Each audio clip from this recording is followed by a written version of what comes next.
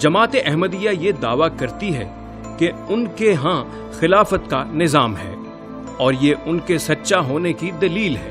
خلافت کیا ہے اور کیا واقعی جماعت احمدیہ کے نظام کو خلافت کہا جا سکتا ہے؟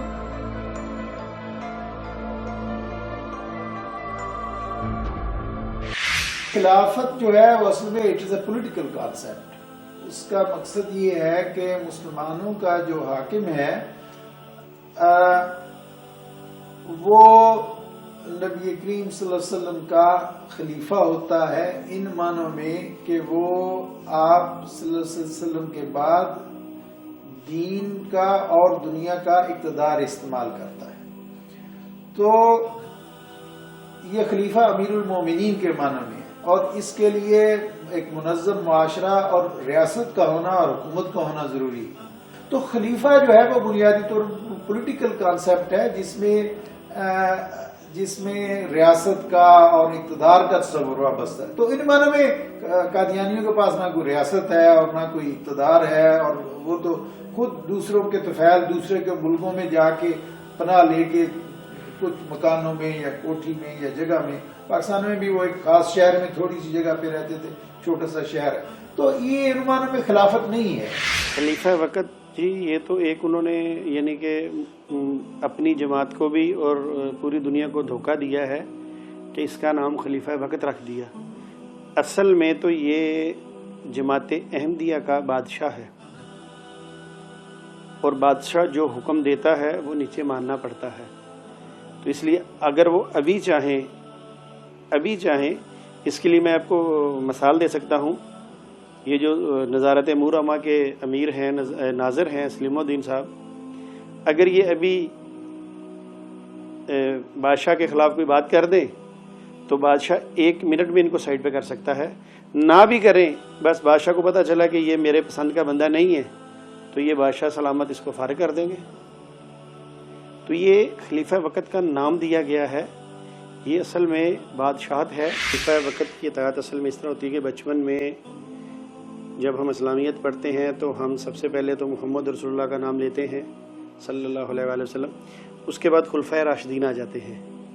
تو ہمیں یہی بتایا جاتا ہے کہ جس طرح وہ خلفائے راشدین تھے اسی طرح یہ مسیح موعود کے خلفاء ہیں، جس طرح ان کا حکم ماننا، ان کی عزت کرنا ہم پہ فرض ہے، اسی طرح ہی ان کی بھی عزت کرنا، ان کا بھی وہی مقام ہے۔ یہ حکیم نور الدین کو حضرت ابوبکر صدیق کے درجے پہ مانتے ہیں، اور یہ جو مرزا بشیر الدین محمود ہے اس کو امیر المومنین بھی کہا جاتا ہے۔ یہی وجہ ہے کہ ہم بچپن میں پڑھتے ہیں کہ مسیح موعود کے صحابہ رضی اللہ تعالیٰ عنہ لکھا ہوتا ہے ساتھ، تو پھر ہمارے ذہن میں وہ برابر کا کنسیپٹ آ جاتا ہے کہ یہ بالکل برابر ہیں۔ تو اس کے بعد جب ہمارے ذہن میں یہ آ گیا کہ یہ صحابہ ہیں اور اسی طرح ہیں، تو یقیناً پھر یہ بھی بات آتی ہے کہ مرزا صاحب صلی اللہ علیہ وسلم کے برابر ہیں، اس لیے وہ محمد صلی اللہ علیہ وسلم کے صحابہ تھے تو یہ مسیح موعود کے صحابہ ہیں۔ تو باقی رہا یہ جو کچھ اضافہ کرتا چلو، یہ جو کہتے ہیں خلیفہ اللہ چنتا ہے، تو مجھے اچھی طرح یاد ہے کہ جب مرزا مسرور کی یا مرزا مسرور صاحب کی باری آئی خلیفہ بننے کی، تو اس وقت ایک میاں منصور نامی آدمی تھے، وہ بھی بڑے مضبوط کینڈیڈیٹ تھے کہ میں بنوں گا۔ تو جب وہ نہ بن سکے، کیونکہ یہ میاں فیملی کا اندرونی معاملہ ہوتا ہے، اس میں کوئی ووٹنگ نہیں ہے کہ ہر قادیانی نے ووٹ دینا ہے کہ بھی ہر احمدی نے کہ جی وہ بنا دیں، یہ رائل فیملی ہی اس کو چنتی ہے اور یہ اس کو سیٹ پہ بٹھا دیتے ہیں تو وہ خلیفہ بن جاتا ہے۔ اگر یہ خلافت کے حامی ہیں، اگر یہ ان کے دلوں کے اندر مسلمانوں کے بارے میں کچھ جذبات ہیں، تو خلافت عثمانیہ کی تباہی پہ یہ مٹھائیاں تقسیم نہ کرتے۔ اور یہ ان کی خلافت ایسی ہے کہ جن کے بارے میں ان کے مرزے کے خلیفہ ہے، اس نے خود یہ بات لکھی ہے، مرزا بشیر الدین محمود نے یہ بات لکھی، مرزا طاہر احمد نے یہ بات لکھی۔ اس نے کہا کہ جو خلیفہ ہے یہ خدا بناتا ہے، اور اس نے اس میں یہ بھی بات لکھی کہ اگر بشیر الدین محمود نے اپنی ایک تقریر میں یہ بات کہی تھی، خطبہ جمعہ میں اس نے یہ بات کہی تھی، اگر میں کوئی ایسی بات کروں کہ جو خلاف اسلام ہو تو تمہیں حق نہیں پہنچتا کہ میری اس بات کا تم رد کرو۔ وہ کہتا ہے خلیفہ خدا بناتا ہے، اور اگر میں بظاہراً کوئی اسلام کے خلاف بات کر بھی دوں تو میری یہ بھی بات درست ہے، حالانکہ اسلامی خلافت کے اندر ایسی بات نہیں۔ سیدہ عتیقہ عنہ کا خطبہ پڑھ لیں. انہوں نے کہا کہ جب تک میں اسلام پہ چلوں، اسلامی تعلیمات پہ چلوں، تم میرا کہنا ماننا. اگر میں اسلامی تعلیمات سے انحراف کروں تو تم میرا کہنا مت ماننا. آپ خلافت راشدہ دیکھ لیں، ان میں یہی اصول تھا، وہ یہ خود کہتے تھے. تو یہ ان کی خلافت کیسی ہے کہ جو کہہ رہے ہیں کہ میں اگر خلاف اسلام بھی کام کروں تو آپ اس کو بھی ٹھیک سمجھو. پہلی بات تو یہ ہے کہ دنیا میں جو بھی کوئی تنظیم تھوڑی تعداد میں ہے، ان میں کوئی نہ کوئی ان کا صدر یا ان کی مجلس عاملہ یا ان کا نظام موجود ہے. اس میں آپ اس کو لیڈر کہہ لیں یا ان کو وہ اس کو خلیفہ کہتے ہیں تو کہہ لیں.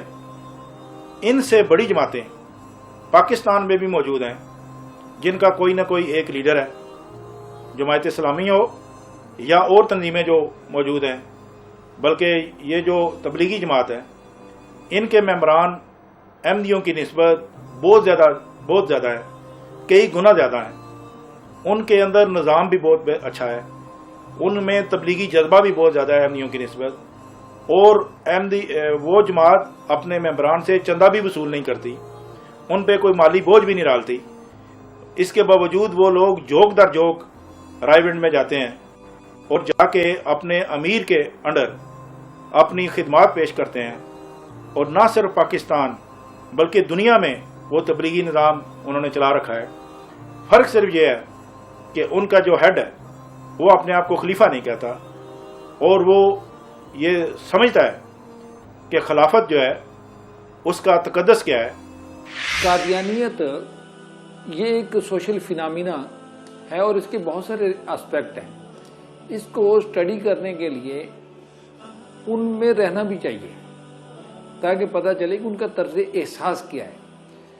میں نے یہ جہاں تک قادیانی گروہ کو سمجھا ہے، وہ مرزا محمود نے ان کو آرگنائز کیا تھا گاؤں کے کلچر کی بنیاد پر. جس طرح جاگیردار اپنے رعایا کو ایک خاص ذہنی سطح پہ لے آتا ہے اور خود کو ایک خاص سطح پہ رکھتا ہے، اس کو بالکل وہی کلچر تھا کہ کمیرے نوکر چاکر کی سطح پر لوگوں کو رکھ کر خود کو ان کا جاگیردار کی سطح پر، وڈیرے کی سطح پر اس نے رکھا. اور وہاں ایک عجیب و غریب اس جماعت میں خوف اور اطاعت اس نے پیدا کی، نفسیاتی طور پر ان کو کل کر. جناب نگر کا ماحول ایسا ہے کہ اگر کوئی بندہ وہاں رہ کے یہ کہہ دینا کہ میں جماعت کو نہیں مانتا تو وہ اس کو کسی بھی ذریعے سے پھنسا کے اتنا مارتے ہیں کہ وہ بندہ بس خاموش ہو جاتا ہے کہ میں جیسا بھی ہوں میں ٹھیک ہوں. ظلم بہت کرتے ہیں. ایسا ہے جی کہ جب میرا اعلان ہوا تو مجھے ایک صاحب نے جرمنی سے فون کیا. مجھے انہوں نے یہ کہا کہ تمہیں مارنا ہمارے لیے مشکل نہیں ہے، ہم نے یہاں پہ باہر سے بیٹھے کسی بندے کو پیسے دینے ہیں اور وہ تمہیں مار دے گا. تو میں نے ان سے کہا بات یہ ہے کہ مزہ تو تب ہے کہ جماعت احمدیہ کا بندہ کوئی یہ حرکت کرے. انہوں نے کہا نہیں، جماعت اس معاملے میں ہاتھ گندے نہیں کرتی. جماعت تو کسی مسلمان کو ہی پیسے دے گی 5-10 لاکھ روپیہ اور وہ تمہیں مار دے گا. جو چناب نگر میں ہے اس میں ایسا ہے جی کہ یہ جو نظارت امورامہ ہے، نظارت اولیاء ہے، اس کے بعد جو قضا ہے ان کی سب سے بڑی عدالت، جہاں پر مجھے پتہ چلا ہے کہ یہ میرے والد صاحب کو بھی بلاتے ہیں جب میں کسی پروگرام میں جاتا ہوں. شاید یہ انٹرویو سننے کے بعد وہ پھر دوبارہ بلائیں گے. تو وہاں پہ یہ فیصلے ہوتے ہیں کہ جی فلاں بندہ ہے یہ جماعت کے خلاف بول رہا ہے. اس کے لیے یہ کرتے ہیں کہ ان کی منتھلیاں سیٹ ہیں پولیس والوں کے ساتھ، ان کے ذریعے یہ بندہ اٹھواتے ہیں اور وہاں پہ اس کی چتلوڑ کرتے ہیں. چونکہ اس بندے کے والدین جاتے ہیں جماعت کے پاس کہ حضرت وہ ہمارا بچے کو پکڑ کے لے گئے ہیں تو جماعت کچھ کرے. پھر جماعت کہتی ہے جی وہ تو بڑا گستاخ ہے، وہ ایسا ہے، وہ ایسا ہے، اس نے تو یہ کہا. اچھا ہم کچھ کرتے ہیں. اس طرح 1-2 دن وہ بندہ تھانے رہتا ہے، اچھی اس کی مار کٹائی کرتے ہیں، پھر خود ہی جاتے ہیں، پکڑواتے بھی خود ہیں، پھر چھڑاتے بھی خود ہیں، اور والدین سے کہتے ہیں جی 50,000 روپیہ پولیس والے مانگ رہے ہیں بندہ چھوڑنے کا. وہ 50,000 اپنی جیب میں ڈالتے ہیں بندے پہ احسان کر دیا کہ جماعت نے چھڑوایا ہے، اور بندہ جب گھر جاتا ہے تو والدین سے علیحدہ ڈانٹ ہوتی ہے، مار کھاتا ہے، تو وہ پھر خاموش ہو کے بیٹھ جاتا ہے کہ یار جماعت کے خلاف پنگا نہیں لینا۔ یہ سارا سسٹم وہاں پہ چلتا ہے۔ عام آدمی کو اختلاف کرنے کا حق نہیں دیا جاتا۔ ایون ایسا ہوتا ہے کہ جب آپ خلیفہ وقت تک کوئی بات پہنچانا چاہتے ہیں تو آپ ڈائریکٹ ان کو بات نہیں پہنچا سکتے۔ اگر آپ جناب نگر میں ہیں، آپ ان کو فیکس کرتے ہیں یا کچھ بھی کرتے ہیں تو وہ جو خلیفہ وقت کے وہاں پہ بندے بیٹھے ہیں پہلے ان کے پاس جاتی ہے، وہ پھر اس بات کی تصدیق کرتے ہیں جناب نگر سے، کیا یہ بات فلاں محلے سے فلاں بندے نے لکھ کر بھیجی ہے، اس کا کیا کرنا ہے۔ پھر ان کو پتہ چل جاتا ہے کہ ہمارے خلاف فلاں بندہ سر اٹھا کے ہماری شکایت کر رہا ہے، ٹھیک ہے، وہ اس بندے کو وہیں ہینڈل جناب نگر میں کر لیتے ہیں، اور جو بھی ان سے ہوتا ہے وہ لوگ اس کے ساتھ کرتے ہیں۔ خلیفہ وقت تک تو تقریباً 90% باتیں نہیں پہنچتی۔ خلیفہ وقت کو نہ فون کرنے کی اجازت ہوتی ہے اور نہ ہی خلیفہ وقت خود فون سنتا ہے، کیونکہ اگر حضرت عمر فاروق جیسے خلیفہ وقت ہوں تو پھر تو وہ اپنے عوام کی بات سنیں، فکر مند ہوں۔ جب انہوں نے گھوڑوں پہ لاکھوں روپیہ خرچ کرنا ہے، ان کے ساتھ مل بیٹھنا ہے، اور آپ یقین کریں کوئی بھی جماعت احمدیہ کا فرد ایسا نہیں ہے کہ جو جماعت میں چندہ نہ دیتا ہو۔ یہ آج جماعت جتنی امیر ہے اس کی وجہ یہی ہے کہ ہر فرد جو ان سے ہے وہ چندہ دیتا ہے، بے شک اس کے گھر میں کھانے کے لیے ہے یا نہیں ہے۔ اور آپ یقین یہ بھی کریں کہ یہ جتنی عیاشیاں ہو رہی ہیں یہ ان غریبوں کے پیسوں سے ہو رہی ہیں۔ میں بھی اپنے وقت میں باقاعدگی سے چندہ دیا کرتا تھا، مگر اب پتہ چلتا ہے کہ یہ چندے جاتے کہاں ہیں۔ یہ ایسا ہی ہے جی کہ خلیفہ وقت میں اور عام آدمی میں جو فاصلہ ہے وہ ایسا ہے کہ جیسے آپ سعودی عرب چلے جائیں اور آپ جا کے وہاں کہیں کہ میں نے سعودی عرب کے بادشاہ کو ملنا ہے، تو آپ کو پتہ ہے آپ نہیں مل سکتے۔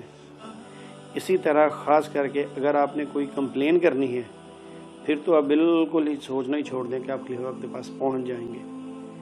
100 مراحل ایسے آئیں گے جو آپ سے پوچھا جائے گا آپ نے کیوں ملنا ہے، کیا بات کرنی ہے، کس لیے ملنا ہے، کس نے بھیجا ہے، کس کی شکایت لگانی ہے، پہلے ہمیں بتائیں کہ یہ بات کرنے والی ہے کہ نہیں ہے۔ یہ کافی غریب لوگ ایسے ہیں جو خودکشی کرنے پہ مجبور ہیں اور کر بھی رہے ہیں، مگر خلیفہ وقت تک رپورٹ ہی نہیں پہنچتی۔